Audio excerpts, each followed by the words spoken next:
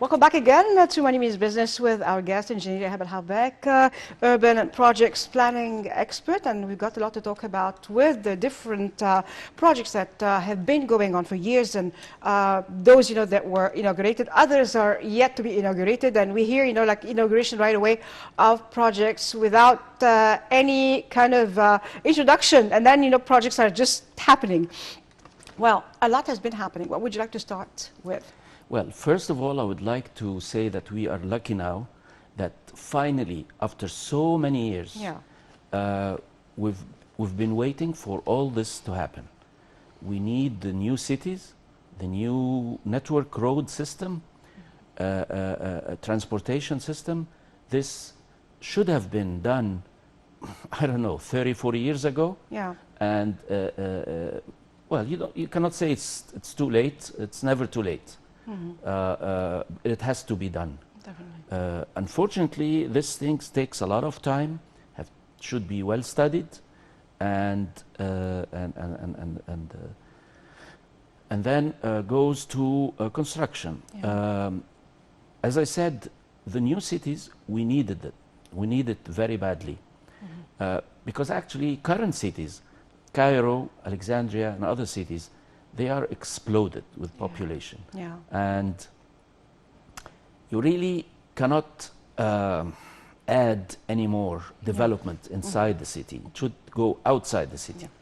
In Cairo, the only way to do that is go outside. Like what happened is that other new cities came around in Cairo, greater Cairo area, and it stretched all the way until the capital city. Should we call them cities or outskirts? We say that they are on the outskirts, but they are cities. Well, they are cities in that sense. Actually, it is cities in the sense of the urban. But actually, what I wish is that it should be a city on its own. Yeah. I mean, like a governorate. Yeah. Like, for example, you have a city that contains its court system, its police station, its post office, its shopping center. All those should be in every city on its own. I mean, if something happens in the capital city, any problem, you need to call its police. You have nothing to do with the police of Cairo. We just, we're talking decentralization. It should be separated. Definitely. It should be, because of the load. The court system in Cairo is already overcrowded. You need to separate, like in October. I remember in October City, when it was built, if there is any accident or crime or whatever, when you report, you go to the Giza police station. Court, you go to the Giza court system. But this should not happen. I mean, the city should be a complete independent city, a legal entity on its own.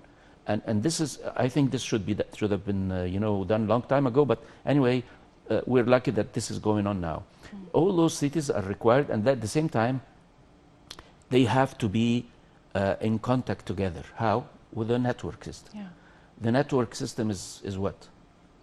Train, monorail, transportation system, roads, all that stuff. That should be there long time ago. Luckily, we were having it now. The other thing is that long time ago, we didn't know the classification of roads. Yeah. Like the highest, fastest speed was the freeway. We never knew what is a freeway. I mean, very few people know the real meaning of a freeway. Freeway is a street that has no intersection. You cannot make a U-turn. You cannot get out of it unless it's on the right. You go exit, but you cannot make a U-turn. Nobody should cross that freeway. And this is what we have now between Cairo and Alexandria. If you want to make a U-turn, you have to wait until you go to this loop and go and change the direction again. This is a freeway. Now we are having freeways. And then city highways, and then city roads. Those things now are implemented, and again, we needed this since a long time ago, but anyway, luckily with that we are getting this done. Yeah, yeah. And then in the different cities, as you said, we needed that. Not only, Cairo, Greater Cairo, around Cairo, there are cities, like Upper Egypt, New Upper Egypt cities, Yes. the Galala, like the north coast and others, they are really, developed so fast with, entities like, that would lure definitely citizens, universities and all, and then work is developed there, investment, then, people, when they just go there, many of them will live there. It's like, when people used to work in Alexandria, they just like formed families there and they stayed there, although they're originally Cairenes, but then they had to move somewhere else, and start a family somewhere else and expand. The same thing, we had very few cities, but then now, things are expanding. So how do you see the expansions, in the different cities that are just, they were non-existent, they were not, they saw some neglect. Now, expansion is at its most. Yes, actually, a while ago, a few years back, when the population needs to, are increasing anyway, so people would go and take land and build on it without building permits, and then it turns out to be all slums. Yeah. And this is what we realize now, that all the slums that has been built is completely illegal, wrong, not healthy. It's a disaster. So that's why the government already made plans, well-educated plans, well-planned new cities, like Dumyat, New Dumyat, Mansoura, New Mansoura, and so on. And also in Upper Egypt as well. Aswan, New Aswan. Actually, maybe they should think more about other names rather than using new. Like, I'm going to the New Aswan. Yeah. But anyway, this is just regardless. But it's good to have this, definitely. Yeah. We need it again this long time ago. We need it, but then, we need also luring people to go and start their own lives there, work there, do a lot, that start, like, of course, expansions. This is what we need, attraction points, incentives, seduction. We need to seduce the people, to attract them, to go and live there, which means they have a full city with full services, from education, medication, living, entertainment, all that stuff. Even, as I said, legal and all the governmental offices. By that, people will go. Yeah. I recommend that the government will suggest to have like tax cuts, tax deductions, electric bills, gas bills. If you go and live in, for example, Alamein city, you will pay much less taxes. You will pay much less electric bills, which is very high now. This incentives definitely will attract people to go and move there and open business, not just live, but open business, have their tax deductions, live in an area where it's beautiful and nice and new and well planned. You see, this is the only way the government will attract people to go there. Well, isn't that happening right now with every, like Al Alamein, for example, city? There it's already with the infrastructure, There is everything in order to expand and thrive. Yes, that's true. But again, what's the incentive if people would go there? Yeah. You cannot push somebody, you go and live there by orders. No way. You cannot do that. You have to have incentives. So a new family would want to go there because of reasons. Schools are good and less expensive. Business, much better business, much better tax deductions, more attractive legal issues that can attract the developer, the business, the investor, the people who live there, education, hospitals, medication. If this is there, definitely my kids would go and be happy living there. Yeah. Definitely, automatically. We wouldn't need to do any marketing or anything. Just announce that we will have 1, 2, 3, 4 like this.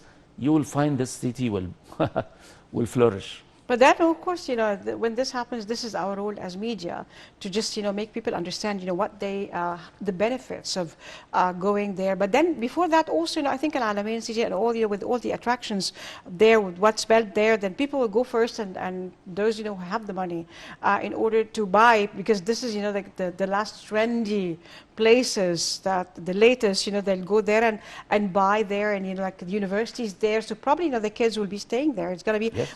we have, and also, we do have, like Egyptians are 100 million over. We do have maybe other 20 million from Syria and other places. So we do have, like other, populations, that are in Egypt here, and we're not counting among the ones living here. So also, those, who have money can go and invest there, definitely.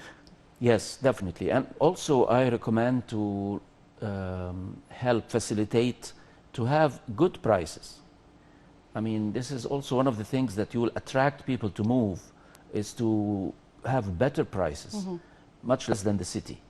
The city always have the higher prices. Who can afford, fine. For a new family, young couple, they cannot afford much, so they go outside. Normally, outside should be much less.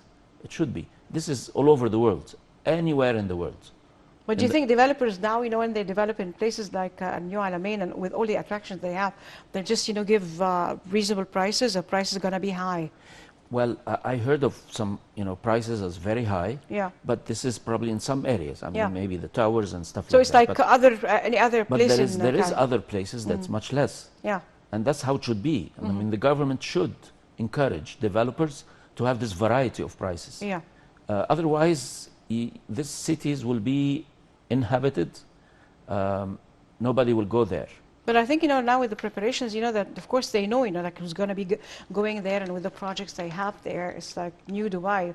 Also, a lot has been happening, and they would not be planning anything without knowing, Yes. like who's going there, or how, this will be filled, especially that they do have, centers there. They have universities there, that instead of traveling and letting our children travel to different countries, they at least going to be in Egypt here. I remember I saw, in my office, some plans come to me to help in working with it. I saw some plans and for in Alamein City, beautiful entertainment center. There's a great opera house. I saw the designs, beautiful. Yeah. Really. Yeah. Very well planned, beautiful drawings. I mean, good contractors are working on it with so much details, and and I can understand that stuff. And I was very happy to see that there is very well planned other things. I saw a huge entertainment center, movie centers, the opera house, and other museums, and residential and entertainment area for people, parks with the lakes and stuff. Beautiful. I mean, we have to be a little bit patient, because once this is finished, I believe hopefully within 4 or 5 years, you will see a beautiful city, either in Alamein or in the capital city, or other cities that's going to go. Also developers.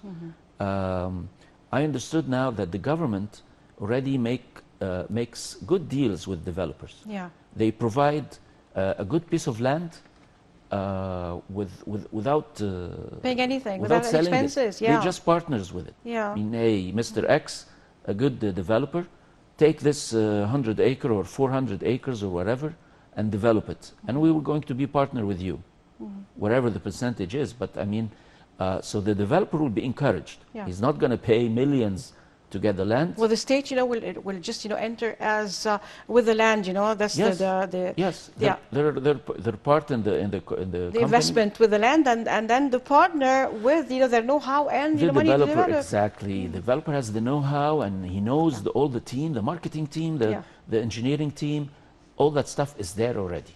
And the wheel is going. So this is a very good approach, very smart. The government should work together, hand in hand with private section. Yeah. like that. This is the only way, and it's going on like this. Definitely, definitely.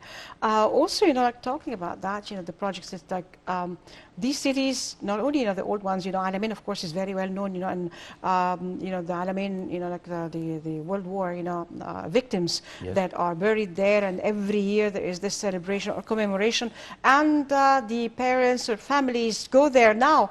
They are not only the only hotel there, and this area is developed into a big city, and the surroundings, all that. Then like whoever would can stay, at least they will explore this and know that. Well, we need also to develop that as a place, like say tourism, whether Arab tourism and others, they come there to these areas. There are lots of attractions in there, plus the area, of course, of its own historic Of course, place. the more historic the place, the more attractive and attracts foreigners to visit, Yeah. but not to live, but I mean to visit. Definitely. But to Why not to live if they have work there? I mean, we've Yes. seen like in Suez Canal, and Ismailia and all the people who are just involved in building the or working in the Suez Canal Authority were living there, definitely. And others would go there if you find work somewhere and are living, then you go and inhabit the place, definitely. So we had different new places. Now they're not new. Even I remember when I was a lot younger. Medinat Nasr city was like, who'd like to go and live there? No, I would like to go and live there. But then now living there, it's like beyond there. Like it became and other exactly. It became downtown. Exactly, and other places now we're talking about that the outskirts, they are just like the fifth settlement, the first settlement, and they're expanding on the all the way. And I say, well, this is very far. No, it's not that far, and our colleagues come and go every day, like miles. Talking about commuting and going from one place to other, this is why we need definitely a good road traffic network. This network will definitely help going from one place to the other in a faster way.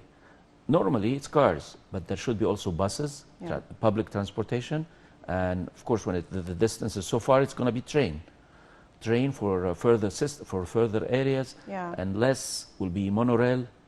So now we are working on the infrastructure of doing this, having good roads, good connections. We're having like the first ring road, we're having another ring road, wider. We have other roads, either to go to the Alamein, to the capital, and then to the Galala, and all the way to Hurghada, and then up north in Sinai. This is extremely important. Every time a road is done and we use it, you feel, wow, how can we live without it? Yeah, and we were living without it, but then you're like, now we cannot live without that. Yes. It's like, the phone you have, now you cannot live without it. Exactly. Every 5 minutes you use it. Exactly. But, so the roads, it's definitely, it's a must. And this is the only way you can develop. And people will be encouraged to go and live in these new cities. And when the transportation is faster, then you don't need to live, you can commute. I mean, if the train is very fast, you can easily commute. Definitely. Live here, work there, live here, work there, and vice versa.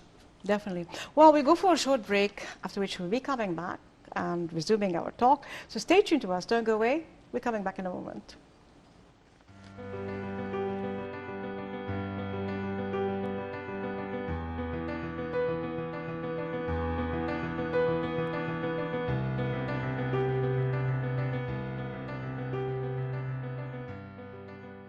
Central bank data showed that Egypt's export earnings during the first quarter of the current fiscal year rose by 40.9% compared to the same period of 2020 and 2021.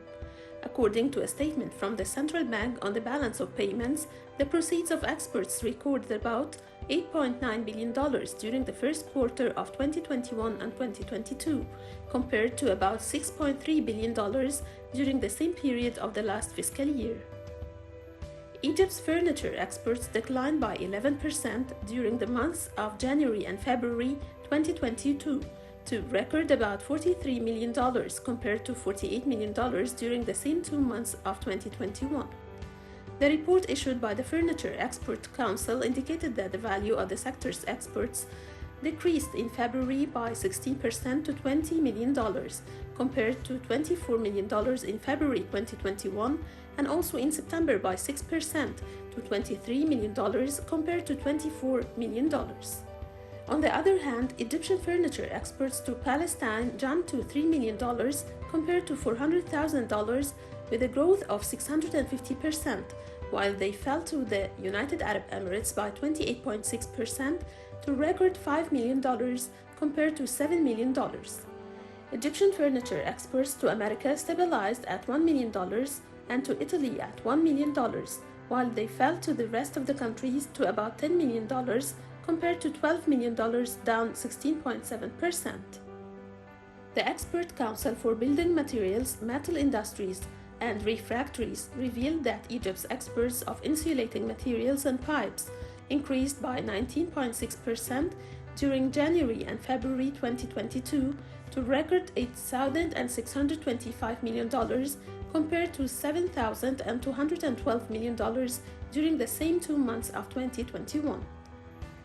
The Council's report indicated that 9 countries, Libya, Tunisia, the Union of Nigeria, Turkey, India, Saudi Arabia, Indonesia, Morocco, and Vietnam, account for 54.4% of the total exports of the insulating materials and pipes sectors at a value of $4,692 million compared to $2,466 million, with a growth of 90.3%. Egypt's exports of insulating materials increased during the first 2 months of this year by 15% to reach $7 million compared to $6 million during the same 2 months of 2021. And Egypt exported insulating materials to about 43 countries, as it was present in 9 countries during those 2 months, but it did not export to them during the same 2 months last year, namely Canada, Holland, Hong Kong, Benin, Guatemala, Cyprus, Congo, Brazzaville, Cambodia, and Lebanon. Egypt's exports of pipes increased during the first 2 months of this year by 34%, reaching $1,625 million compared to $1,212 million during the same 2 months of 2021. Egypt has exported pipes to about 19 countries, including 11 countries that did not export to them during the same 2 months last year, represented by Cyprus, Senegal, Bahrain, Poland, Mauritania, Thailand, Kenya, Lebanon, Morocco, Nigeria, Tunisia. 5 countries, Tunisia, Turkey, Nigeria, Saudi Arabia, and Morocco, controlled 86.5% of Egypt's exports of pipes with a value of $1,406 million compared to $542,000, a growth of 159.4%. Egypt's exports of glass and its products increased during the months of January and February 2022 to record $84 million, compared to $66 million during the same 2 months of 2021, with a growth of 27%. The monthly report issued by Expert Council for Building Materials and Metal Industries stated that during the first 2 months of this year, glass was exported to about 80 countries, including 18 countries that were not exported to during the same 2 months of the previous year. These new countries included in Burkina Faso, South Sudan, Djibouti, Vietnam, South Korea, Benin, Pakistan, Tanzania, Rwanda, Guatemala, El Salvador, Norway, Dominican Republic, Puerto Rico, Slovakia, Canada, Iraq, and Peru. 5 countries accounted for 52.7% of the total exports of the glass sector at a value of $44,303 million during January and February 2022, led by Turkey, which acquired 17.3% of the total exports at a value of $14.54 million, compared to $10,861 million, with a growth of 34%. Egypt's exports of bridges and tanks jumped by 146% during the months of January and February 2022 to record $97 million, compared to $39 million during the same 2 months of 2021. The monthly report issued by the Expert Council of Building Materials indicated that bridges and tanks were exported from Egypt to about 83 countries, including 19 countries that were not exported during the same 2 months last year. 10 countries accounted for 81.3% of Egypt's total exports of bridges and tanks, the value of $78,866 million, compared to $23,152 million, a growth of 240.6%. Thailand ranked first for the largest important countries for Egyptian bridges and tanks during the first 2 months of this year, the value of $33.227 million compared to $497,000 during the same 2 months of 2021, with a growth of 6,592%, accounting for 34.2% of the total value of exports. The Export Council of Building Materials revealed that Egypt's exports of copper and its products increased during the months of January and February 2022 by about 45% to reach $62 million, compared to $43 million during the same 2 months of 2021.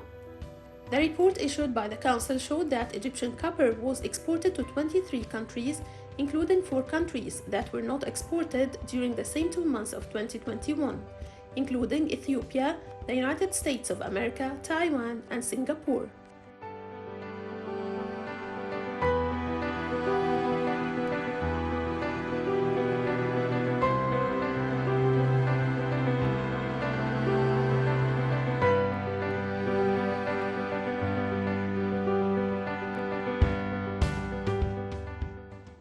We're back again to Money Means Business with our guest, Engineer Habel Havek, and a lot to talk about actually. And still, with the development taking place, the relationship, with the development and the new roads and the ports, of course, and all the developments that are taking place, that took place and are taking place during this era. And then one question before starting that: do you ever think, with the developments of the events that took place, and suddenly all the turmoil that happened, and the 2011, 2012, and with the Brotherhood that just took Egypt to the ground, and then again suddenly rising, and all that in a few years, would you have, if you looked at the picture that time and now, what would you say? No, of course there is a big difference in what's going on. I mean, since the Prime Minister, Dr. Madbouli, became in position, and we are lucky that he's an architect. Yeah. So he has this mentality of architects, and this is it helps a lot in having this rise of developments that we are practicing now. There is a lot of things going on. Lot of things in many aspects. I mean, it's not in one direction, in many directions. In industry, agriculture. I hope to see more in education and in medication. For example, you see a big difference in fighting the COVID, and there was the one before, I guess, was fighting hepatitis C. Hepatitis C, and definitely. it's huge money. There goes into this only one item. Yeah. And now transportation, and you see the ports. We have the seaports, the airports, either from the Mediterranean or the Red Sea, and the airports. This is all now are connected, not only by roads, but roads and other heavy traffic. Yeah. And this is the only way to have these things going on. Yeah. From one place to the other. And it started already. Now we have this road system. Now we have special roads coming from the Alexandria airport, connected to the network, and from Red Sea, and then also the airports. This is how it should be. Yeah. I mean, it all will end up in for the benefit of the country. Definitely. It's just we have to be patient. Yeah. Well, let me ask you a question. You said that you're happy that the Prime Minister is an architect, and you're an architect yourself. Well, what differentiates the mentality of an architect from other mentalities? Because architects are just say we are architects and we are just planning everything. So okay, look, the architect. I mean, a good architect should have a vision. Yeah. And should imagine things. And creative. For example, you have a client who gives me a piece of land empty, and he wants to put a hotel. Yeah. So an architect You know, I think an architect is like the maestro Yeah. in a completely musical way. Yeah. The maestro conduct the whole team, Yeah. and the whole team.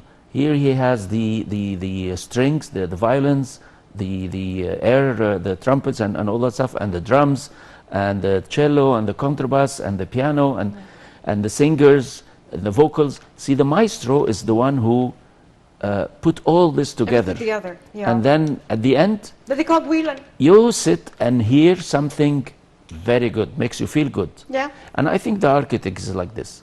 The architect orchestrates a team of consultants. You have from architecture, structure, electromechanical, interior design, landscape. Those are the services Yeah.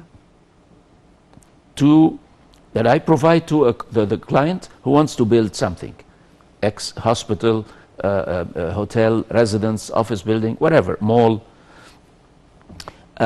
So the architect, as a prime minister, he has this sense of vision Yeah. that he can see things not everybody can see. You see, he can build in his mind a three-dimensional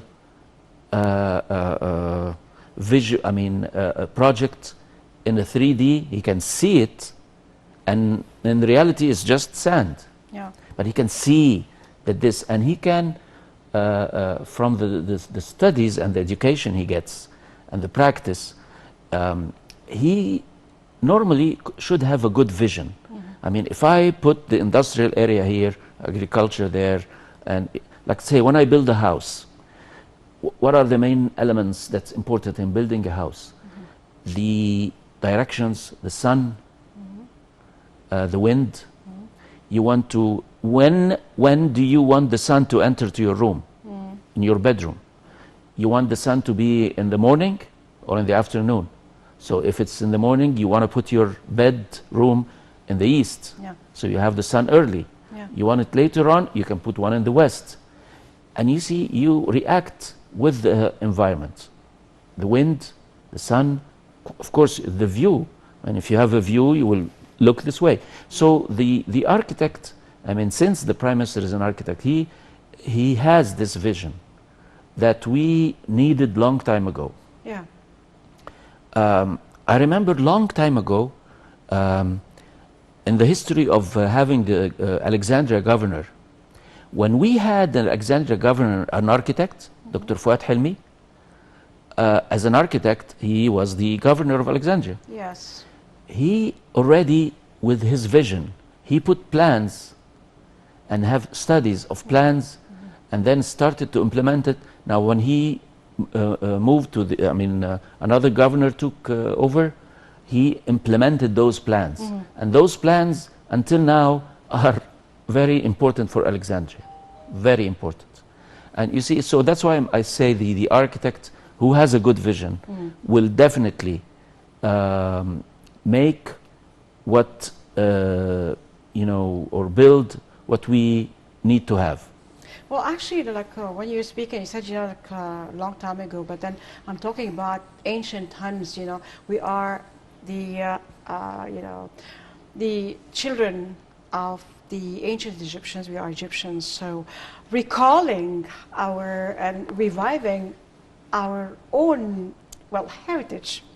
And they are the best architects in the world, building all these beautiful buildings. Yes. And not only temples, everything, and the pyramids, and everything that is standing now as proof of their own superiority. Yes. And as great architects, and Yes. great in everything. So we should just suddenly we were caught in in different things and political games and all that. Suddenly everybody realized we are Egyptians and we should be proud of our own heritage and inheritance by the ancient Egyptians and our forefathers. Then recalling all that, we started building and being, not only that, even the best cotton in the world and all that. We're just recalling this, and we started doing the best things, being proud of our own heritage, even our own clothes, our own fashion, and that's, very important. That's, what we have right now. We have names, big names that are even on the red carpet, in everything, in jewelry, all that. I'm not stating the names because that would be an ad, but then, that it's really great. Yes, definitely. Yes. As an architect, as a grandson of the ancient Egyptians, of the Egyptians, an Egyptian, how do you see the coming, like putting 3D visions for a future that should be done? What should be done? Yeah, I wish I have a project like this with thousands of acres, and then I would plan it with a group of planners, and we think that way. I mean, when you have an empty piece of land big enough, then you can implement all what we have seen from our pioneers, ancestors. The architect who built the pyramids, I don't know how, at that time, he found out the directions in a very accurate way. Like, well, they had their own science. Well, they had their science, definitely. Normally, we cannot reach up till now. I don't know how. Actually, it's really mysterious, because the directions of the north and south and east, and you need equipments to have it very accurately. And if you see, like, for example, the four sides of the pyramid, there is one side to the north, accurate, very accurate. I mean, you need a very sophisticated equipment to do this.